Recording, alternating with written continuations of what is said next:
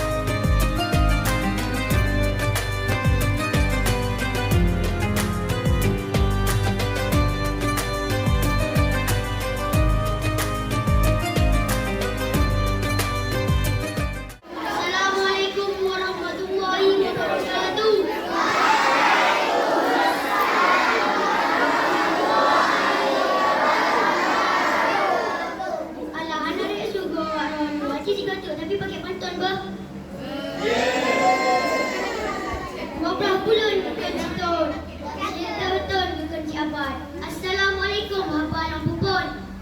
Tampilan DK dari Gelah Limau Zahid kepada sahabat. Assalamualaikum warahmatullahi wabarakatuh.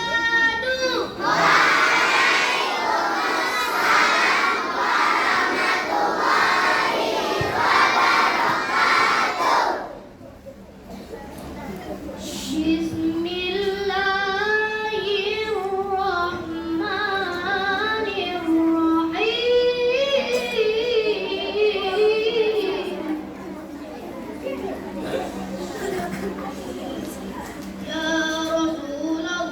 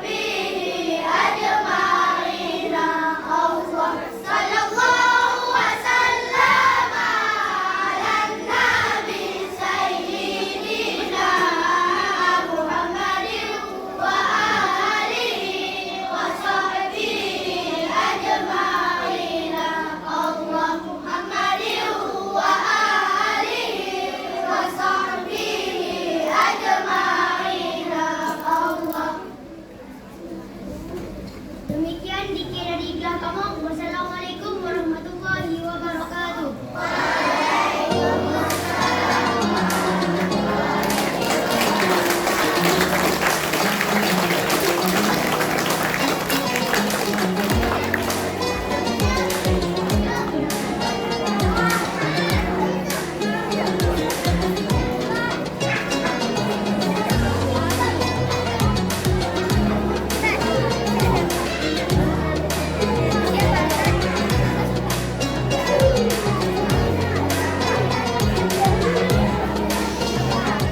Iban, kalian nonton?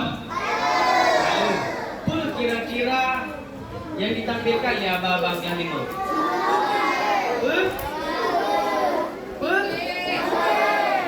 Hana yang super, apa yang ditampilkan? Ya, DK apa kira-kira? Tentang apa? Tentang Rasulullah atau Gukun DK Maulid. DK apa? DK Maulid. Apa isi kira-kira dalam DK Buno? Nak dengar? Tentang apa kira-kira dalam DK Buno? Tentang? Ya, tentang soalan? Rasulullah. Ya, tentang Rasulullah. Apa yang dipegang dalam DK-nya? Soalan apa? Tentang lahir Nabi. Pajan lahir Nabi. Pajan tanggai padu. Tanggai padu. Tanggai? 12 apa?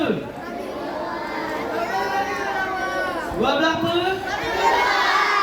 Okey. So nama Nabi. So? Nama ayah Nabi? Iya. Mandumnya disampaikan di dalam DK Maulid dengan tujuan tanya sama-sama memperingati urul lahir Nabi. So Nabi Muhammad junjungan alam tanya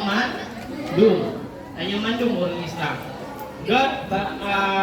Dengan demikian berarti selesai sedati uronyo. Selanjutnya tanya akan tunggu acara sedati di 2 minggu ke depan yang akan ditampilkan oleh kakak-kakak kelas Padung.